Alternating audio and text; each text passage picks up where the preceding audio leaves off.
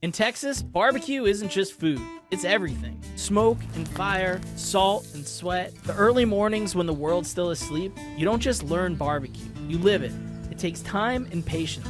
But deep in Montgomery, Texas, there's a pitmaster that started in his backyard and in just 1 year made it to the top 25 of the Texas Monthly. For those who don't know, the Texas Monthly's considerations are basically taken as gospel. People spend years of their life to get this recognition. So how is it possible that this backyard cook was able to accomplish something people spend their whole lives chasing in just 1 year? Well, you gotta go to where it all started. This is Cooper, the owner of Bar-A-BBQ and one of the top pitmasters in all of Texas. How did it all start? Well, probably 8 years ago, I bought Traeger grill. And when you buy a grill, you gotta smoke a brisket. Tried to make a brisket and just made the worst thing ever. And I don't handle being bad at things very well. So when I'm bad at something, I get really obsessed with it. And if I had any free time, I was smoking. I was trying to get better at it. So kind of that got going, and then you get into the deeper in the rabbit hole and you start learning about pop-ups and all that, and that whole cool culture. So I was like, oh, we could try something like that. So we reached out to a little brewery out in Waller, about 20 minutes west of us. And so we would go out there like twice a month on Saturdays. It just kind of kept naturally progressing a little bit more, a little bit bigger. And then it got to where it was every weekend. And then we went and bought a food trailer. And then this opportunity presented itself for the brick and mortar. And we just couldn't say no to the opportunity. So trailer to brick and mortar, and 3 days a week to 6 days a week. And here we are. It's so impressive that Cooper was able to build what he has in such a short amount of time. I noticed too how he didn't say I or me when he was talking about his obsession with getting better. He kept saying we, and that's because they have a close team that consists of a lot of family and friends. His wife Shelby, his brother Caleb, his dad that they call Coach, and his pitmaster Alec, to name a few. On Saturdays, Alec works the pits and he starts early. It's kind of nice being here by yourself in the morning though, huh? It is, yeah. Chill. It's quiet. You get to ease into the day. There's not a lot of noise, especially being so early. Gives you time to kind of wake up and collect your thoughts, and you feel like you're kind of beating everyone else, You can jump start on the day, and by the time everyone else is crawling out of bed, I've had 2 cups of coffee, and I'm 5 hours into my day, so. Yeah.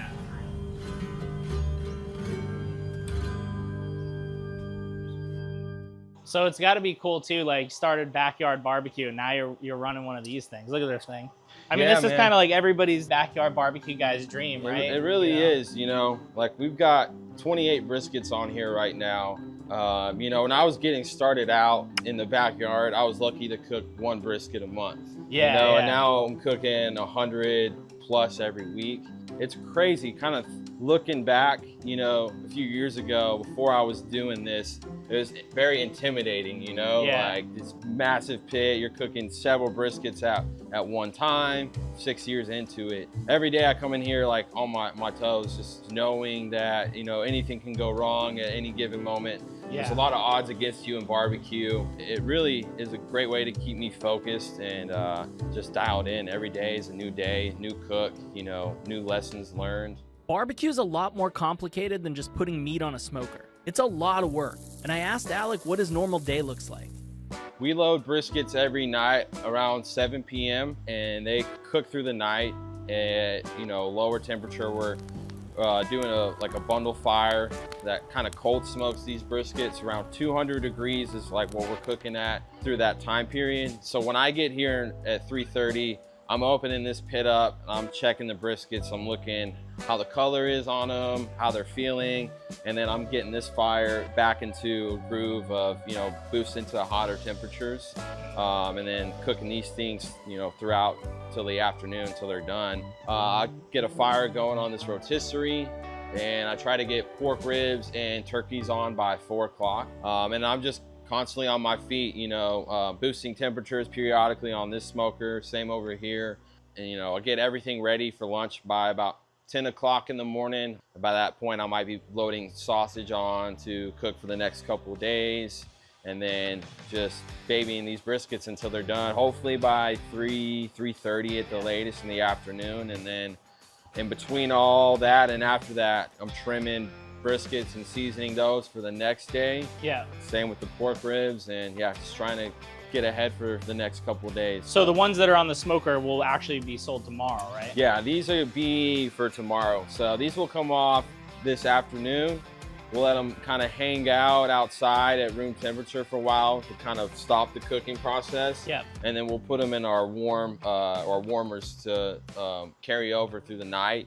And the reason we do that is, one, it's always best to be ahead of yourself. You know, brisket cooks can range. Like, I could have one of these come off at like 11 o'clock in the morning, and then the last one might not be off till 4 hours later, you know, and they're all cooking in the same, you know, one smoker. So it's best to be ahead of yourself with brisket, because you never know how long it could take. You don't ever want to be running behind for your #1 seller in a Texas barbecue restaurant. Yeah. You know, we cook these things for about 16, 18 hours. You know, you want to let them rest for a long time, let it, you know, the fat kind of solidify back up and recongeal, and, you know, the meat gets a little more tender that way. That's got to be frustrating. You're like, everything's on at the same time, but one's taking 4 hours longer than the other one. Yeah, like, man, the more you cook, the more, that's kind of the name of the game. Yeah. You know, if you get frustrated cooking, you're going to make errors, and you're going to, it's going to show in the result of the food. So your best bet is to be patient and just enjoy the ride, and know that, you know what you're up against. You're making the same product, but you're cooking differently every day. Every day. You're going in with a fresh slate. So one thing, you have to be inconsistent with your process to get consistent results. Right. Where baking, it's black and white. Like, you got to do everything step by step. If I did the same exact thing every day, I'm going to get different results. Yeah, so, it's interesting. The more you cook, the more you learn. Like any cooking, making mistakes is important because you're able to learn the process better. But this craft can be unforgiving and labor intensive. It takes a lot of time and patience. Well, how'd you get into it? Because this isn't an easy craft to just learn. It's not, man. So I kind of got into cooking when I was, you know, in elementary school. My dad really, really loved to, you know, cook at home. Like on the weekends, he was always trying to do big dinners, host people for the weekend, you know, friends, family coming over. So that kind of got instilled in me through him. About 6 years ago, I lost my father. You know, it was a really hard time for me those first few months, that first year. I couldn't sleep at night a lot, so I became more obsessed with just cooking overnight, kind of a way to ground me in a way. You know, there was something soothing about being next to a fire, doing something I love, something that was, you know, passed down from him to me.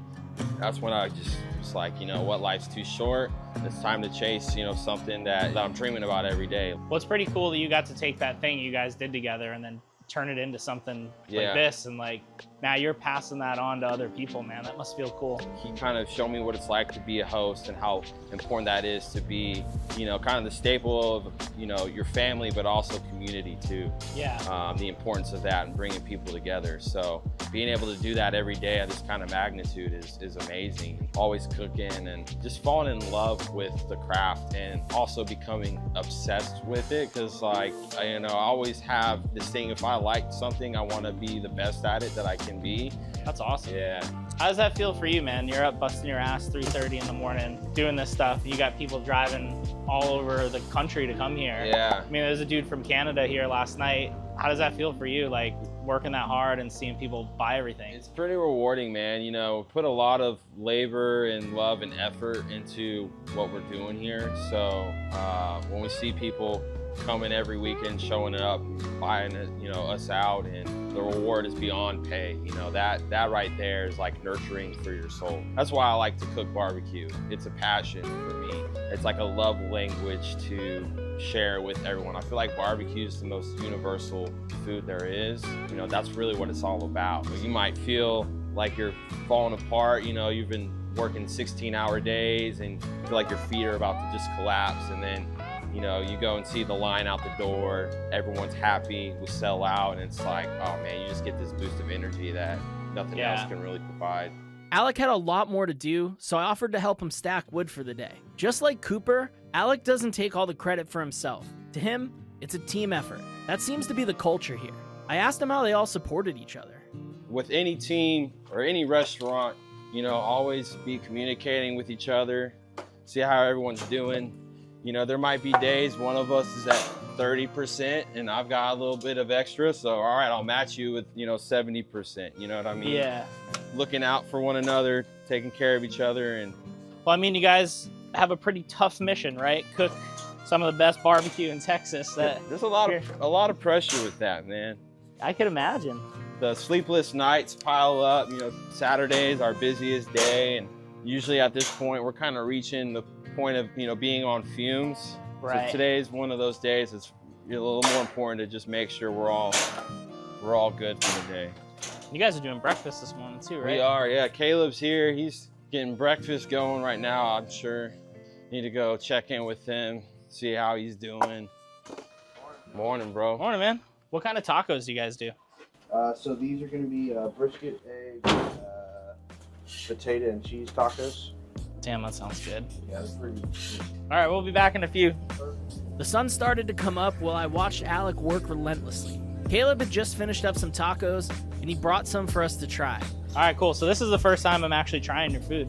So this is a, you know, kind of a little different than your standard breakfast taco in Texas.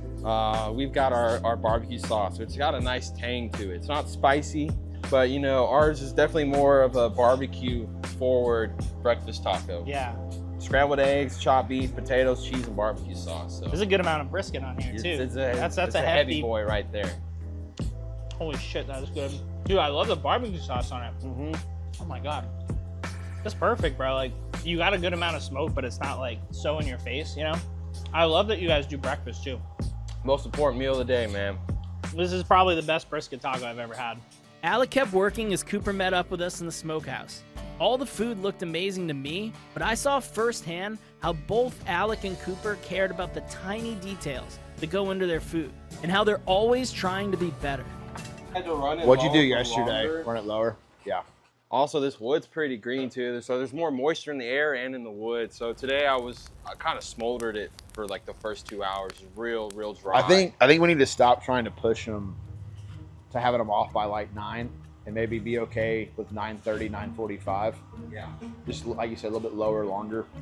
We love the M&M, but we're still learning that thing, you know. Yeah. Me and him both have only cooked on offsets our entire lives, and going to this, It's a I say different that. thing. Did you ever have an oiler or anything? I've never cooked on. No, this is the first rotisserie I've ever cooked on, which is funny because like this is. But it's easier really to similar. teach. Like Yeah. you run the fire somewhat similar. I mean, it's all wood fire. There's no gas assist. It's like having one of those, but it's just more compact, but twice the capacity. Yeah. You know, we can cook 30 ribs on here. We can cook 70 on this thing. Right. It's funny because coming on board here, that was the biggest adjustment, was learning this thing. And the whole idea of one of these is it's easier to train and teach someone than cooking on one of these. I'm so used to cooking on these, this pit that's easier to work, I'm like stressing out about. And like after 2 days, I'm like, okay. Like, Because they stay temperature controlled, right? For the most part. Yeah, but you still have to like, so yes, they do. But you have to realize that, let's say you set it at 250. Okay, well, if you throw in 10 logs to make this big burner, Yeah. it's going to shut the door on you. So you're going to produce a lot of extra smoke because it doesn't need that much Gotcha. fuel to hit 250. And then your food's gonna taste So, terrible. yeah, it's going to taste terrible and be super, super dark. Now, and the other aspect of that, let's say you set it at 250 and you only put 2 logs in there and no coal bed. Well, it might never get the 250, so it's never going to shut down. So it's just going to be like an easy bake oven the entire time. Gotcha. So you have to kind of learn, just like you do with an offset, you have to learn the proper coal bed size, how much fuel it needs to get to a certain temperature, but then how much fuel do I need to add to maybe produce a little bit more smoke, a little bit less smoke. Fire management is probably the most important thing there is in all of barbecue, because people don't talk nearly enough about like and it's not just how I put the logs in there, it's also how big is the coal bed, how small is the coal bed, where's the coal bed in relation into the firebox. It all produces different results, which there is no right or wrong way to run a fire. There's just different tools that you're using, which is, Right. and it's not something you can just like teach someone in 5 minutes. You know, it's just, you got to get in here and do it, and then you see the results that it produces, and then you Yeah. go back home and you tweak your own way to produce that result. Yeah, you gotta mess around with it and stuff. That's what I really try and relay to people is like, this is not the right way to barbecue. There's no right way to barbecue, man. There's just, Yeah. there's a million ways to produce a million different results. It's just, what are you looking for? I feel like that's a good way to go into it, right? Like your ego's not so high that you're like, we can't fail, we can't make mistakes. It's almost like you have to fail and make a million mistakes before you can be good. Yeah, but even when you do fail, because like I've probably got 1 million photos on my phone of brisket that I will never post because maybe 4 people in all of barbecue would ever know why I would post a picture. Because there's like one little speck here or one little piece of fat here or one little piece of the bark there that I don't like. And I won't post it because 4 people might not like it. But a million people may love it because it looks juicy or whatever. Yeah, but I think that's good though. It seems like you guys all just care about your craft, which I think is the most important thing. There's plenty of people that would post, oh, I don't give a shit if people like this or not, but you guys are just always thinking about getting better instead of, how you can stay the same. Probably have so many repeat customers is like, people know that, like, yeah, we're expensive. And we tell people all the time, like, we've given, our cashier has full autonomy at all times to send back a plate. And we learned that from Leo at Truth. If that bill is $54 and that plate or platter doesn't look like $54 worth of food, we send it back and they recut it. And we stop the line and they have to go back and redo that plate for that person. And it's just, people value that you give a shit enough to do that, Yeah, no, for sure. It's no question that the team here really cares about the quality of what they're putting out. But more importantly, they care about each other. And I'm so thankful we have Alec. He's such an incredible, talented cook and chef, but more important, he's a great dad and a good guy to be around. Yeah. But Buttering me up. it's your last day, homie. Sorry, it was the way we're breaking news. We'll mail the check, dude. I love to hear it, man. Keep going. Since he's been on, you got to realize, like, Bar-A has been every piece of protein, side, anything that we ever served until Alec got here was all 100% my hands. Yeah, that's a lot of work. I was doing everything. I remember being in the restaurant with only 4 of us on payroll, and if there was 4 people in line, I'd have to stop and be like, hey, I gotta go stoke the fire. And I have to run down here, stoke the fire, dinner brisket cook, and then run back up there to get back on the block and cut, Dang. I'm thankful for those. I'm not bitching about anything we're doing here. But my point is that, like, since Alec came on and we've added all these guys to the staff, it kind of just got to where, like, I kind of lost my role, I felt like. I was like, what do I do now? I don't have to do all this stuff anymore. And oftentimes they don't want me doing that stuff. They're like, hey, you're in the way. Like, we have our own rhythm. Like, can you get out of the way? And I'm real bad too, because I'll be like, I have nothing to do, so let's try and make a new sausage. And then I'll take over half the kitchen, and getting every dish dirty, trying to make a new sausage to cook it, not like it, and then just throw it all away and waste everybody's time and space. So you have your family working here, obviously, too, but it seems like family is important to you, and it's sort of spread out to everybody here, which is pretty cool. Yeah, whenever we need to add a new body, the first thing we do is we ask everyone here, do you have a friend, do you have a family member, because if they're here on staff, they're a good person. They match our values, they match kind of what I'm looking for in people, and chances are, if you're a good person, your family or friends around you are probably, you surround yourself with like-minded people. Yeah. So I always say you're the sum of the 5 people you spend the most time with, so. Man, if you want to be successful in anything, you go find the ass kicker in that industry and just be around them. Yeah, for sure. While Cooper and Alec kept working the pits, his brother Caleb was inside with his dad, Coach, and Cooper's wife, Shelby, working on finishing up the sides before the busy Saturday rush starts to hit. And let's just say, Caleb brings a certain energy to the team. I understand I'm the backbone of this establishment. If I'm not here, I think I am. it's going to close the doors. If I'm not here, we're serving chopped brisket sandwiches all day. That's what we're doing. Caleb Abercrombie at Bar-A is this nation's backbone. Just what the backbone does, baby. Bend but don't break. Bend but don't break. All right, dirty rice, done. We're out of Canberra space at the moment. Luckily, we only have service in like 20 minutes, so. All jokes aside, Caleb and everyone here was working really hard. The team kept prepping until it was getting close to opening. One other awesome thing about Bar-A-BBQ is they give out free beer to their customers. Caleb found some time and we decided to grab one and catch up. It's a real conversation. Yeah. Salud. Cheers, brother. How did you end up working with your brother? So that was 5, 6 years ago, I guess, when he started getting into the pop-up side of things. It was more or less like, hey, I need you to come help. So I would come up and help, and it wasn't every pop-up, but there was a decent amount of them, and I didn't know anything about barbecue. It was more or less just helping him out. Maybe 6 months or so before we actually got to this property, where me and him were like, hey, I kind of getting at the point where we either need to dive into the barbecue stuff full time or not. He's like, I want to open up a brick and mortar. Is that something that you would want to be a part of?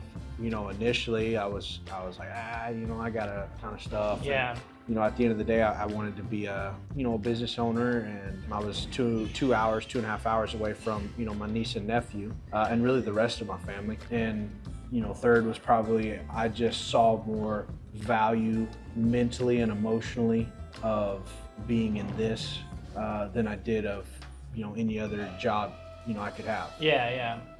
Really, no matter how much the money was. Money's money, it's great to have, but when it's all said and done, is that what it's all about, so. Yeah. I'm sure being by a family means a lot. Oh, it was huge. It was huge. It was the coolest thing ever. When I finally gave the firm answer to like, yeah, I'm in it with you. I'm gonna get goosebumps talking about it. But then for like 3 months, it was just like yeah, I'm in, no, I'm not. Yeah, I'm in, no, I'm not. It's just all this weight on my shoulders, stuff like that. Not really sure, because it's restaurants fail. Any small business startups typically fail. Just is what it is. So I just had all this weight and pressure. I felt like I was making a decision, right or wrong. And we went to service at Montgomery Fellowship one day, and worship started playing, and we got to, and we were standing up, and man, like the first verse of this song just played, and I mean, just like instantly, just had all this weight and pressure just lifted off of me. Man, this was like the first time like I felt like I could like breathe in 3 or 4 months. This is the sign, like this is it, and I looked down and I could see my brother and my sister-in-law. So that was, as soon as we got out of there, we went and ate lunch, and I was like, yeah, this is, we're on it. Let's so do cool. It. Man, it was the coolest thing ever. Making barbecue or just making any food or any craft really, you've got to have good people and you've got to have like passion behind it. And it seems like everybody here really cares about what they're doing. We're so blessed. I don't know what we did to deserve it. I'm going to pay for it at some point in my life. We all will. For just how blessed we've been to have everybody here. Well, and it's cool too, like, we had the coffee truck out there earlier, like you guys are doing stuff for this community. Yeah, we try, man. We've been so blessed to have all these people come from all over the place that come to this small town where me and Cooper were born in, and our dad coached football and still coaches football. And for us to kind of just have a place in the town that we grew up in that we can offer that is one, great for us, but it's been good for other local businesses around here as well, because it does bring in a lot of foot traffic. It is so mentally, emotionally, physically draining just on everything you do, because you do care so much about it, almost to a fault. Nothing's ever right, nothing's ever perfect. You're always trying to reach this perfect goal, which you'll never obtain. You'll come in here like on Saturdays, man. What gets me through Saturdays is as much work and as tired and as dragged down as you are, man. When you go down there to restock back up on pork ribs and you see these 10, 15, 20 families with their young kids or their friends or whatever just sitting at these tables and breaking bread and have these beautiful platters of food and just talking and listening to music and being outdoors, man, it's like, this is awesome. Like, this is what it's about. Caleb's right. Food's one of the things that can really bring people together. As we sat there finishing our conversation, we had one more thing to do before they opened. Because they take such pride in the quality of their food, every day before opening, Alex, Shelby, and Cooper try the food to make sure that it lives up to their own standards. If it doesn't, they won't sell it, and they eat the costs. I got to join them as they walked me through what they were looking for. The rule is you have to take a bite of it and taste it for salt and stuff like that. Yeah, make sure that's all good. That's the biggest thing we're checking. Where should I start? Cool. I'm going to dive in on the rib, so. All right, I'll do the same thing. How does it fit your standards up? So that's the texture we're looking for, where it bites right off, but you don't have to put any effort. But the structure of the meat stays on the bone. You don't want to overcook rib where it just slides right off. I think the balance on this is really nice. It's the right amount of salt, right amount of pepper, right amount of glaze and smoke. Pretty happy with that rib. So how does it feel for you guys? Like, you've been busting your ass cooking this stuff, and now you actually get to eat it and then see people come here and eat it. Like, Are you I'm just sick used of, to it? I'm or- sick of eating our own food, but like, Yeah. I'm glad that other people keep showing up to eat our food. You No, know? that's fair. I definitely love, like, we love to go to visit other places and eat other places barbecue and just kind of see what the guys are doing. And, Yeah. hey, catch up with those guys too. But you know, there's a lot of great barbecue out there. Yeah, no, that's fair. All right, turkey. Oh, that turkey's so good. Turkey's underrated. People like Very don't think of it. underrated. So we like, and when they come in and they're like, oh, I don't usually do turkey. They're like, just try it. Yeah, I agree. And every time, everyone's like, oh my goodness. I always finish with the cornbread pudding because once I hit that, Don't do that that's first. that's it. That's all I want. What's in the cornbread pudding? So I take the honey butter cornbread and make it into a bread pudding, and then add chocolate chips to it. Shane, I'm gonna let you hit the beef rib first, dude, so that you don't get the communal bite after us. All right. Yeah, I appreciate it.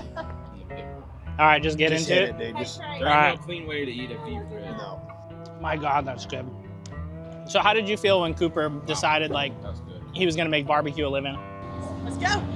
Hell yeah, that's awesome. Were you? She wasn't that easy to I was convince. She was I that was easy to nervous. convince. Because I was like, we're both gonna like quit our jobs and do this. Yeah, that's fair. But he made the jump first because I was teaching, so I couldn't. Yeah. Yeah, And so that kind of gave me the time to. ease into it. That's awesome though. How does it feel being like, all right, this was like a wild idea, and now we're one of the tops in the state? Now it's great. Now I'm like, oh, okay, I can breathe a little bit. Yeah. Chili starts talking about buying more stuff. I'm like, oh no, another smoker. And then the brisket. So that's kind of the pull you're looking for, right? We're gonna be able to pick it up and still like hold together, still have integrity. That's really good. Smoky, salty, rich. It's not overly smoky though. Like, I don't know, like with the cold smoke, like how smoky it would be, but man, that is perfect. It's always fine. Everybody thinks like, oh, you know, smoke is bad. Like, smoke is not bad if used properly. Right, You know, yeah, it's just for another sure. tool in the tool belt. All right, and then the house-made sausage. The sausage. Well, that's good too. I think it's cool that your kids get to be a part of it too. You know, we were talking earlier. I'm sure it gets boring for them, but they're gonna look back when they're adults and be like, "Wow, that was actually pretty cool." This will be their first job, so Yeah, yeah, for they sure. better get used to it. They're stuck here. We ate the tray of barbecue until it was time to open, and then things got busy fast. People just kept coming all day until the food was completely sold out. But just because the food is gone doesn't mean there isn't more work to do, and they just kept going, prepping for the next day. So how did they hit Texas Top 25 in just the first year of opening? It's simple. They don't view their food as just a way to make money. Barbecue's the way they express themselves. It's a way for them to bring people together, to create memories, and a way for them to be with friends and family. That's why the food is so good. They put everything they have into it, and when you eat it, you feel something. And in the end, isn't that what food does? It brings us together with the people that matter most. Subscribe for the next one.